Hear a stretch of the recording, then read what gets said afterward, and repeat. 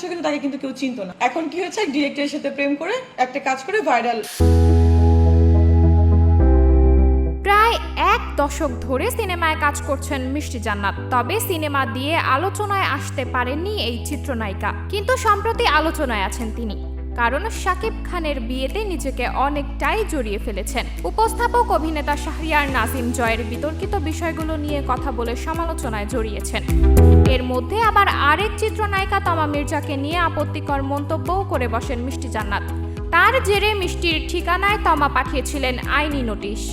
আইনি নোটিশে পরিষ্কারভাবে উল্লেখ করা হয়, সংবাদ মাধ্যম ও সামাজিক যোগাযোগ মাধ্যমে তমার উদ্দেশ্যে মিষ্টির এমন আপত্তিকর মন্তব্যে তার 10 কোটি টাকার মানহানি হয়েছে। এবার পাল্টা কাজটি করলেন মিষ্টি। 20 কোটি টাকার ক্ষতিপূরণ দাবি করে তমার ঠিকানায় আইনি নোটিশ পাঠিয়েছেন তিনি। আজ সোমবার নোটিশটি ইস্যু করা হয়েছে। মিষ্টির পক্ষে এটি পাঠিয়েছেন সুপ্রিম কোর্টের আইনজীবী কামরুজ্জামান কোচি। নোটিশে বলা হয়েছে, তমা মির্জার মিষ্টির নামে অসত্য অভিযোগ এনে নোটিশটি পাঠিয়েছেন। এটা তুলে নেওয়া ও ক্ষতিপূরণ হিসেবে 20 কোটি টাকা না দিলে তমার বিরুদ্ধে আইনগত ব্যবস্থা নেবেন মিষ্টি জান্নাত। সাবরিনা জলিল, সবার কথা।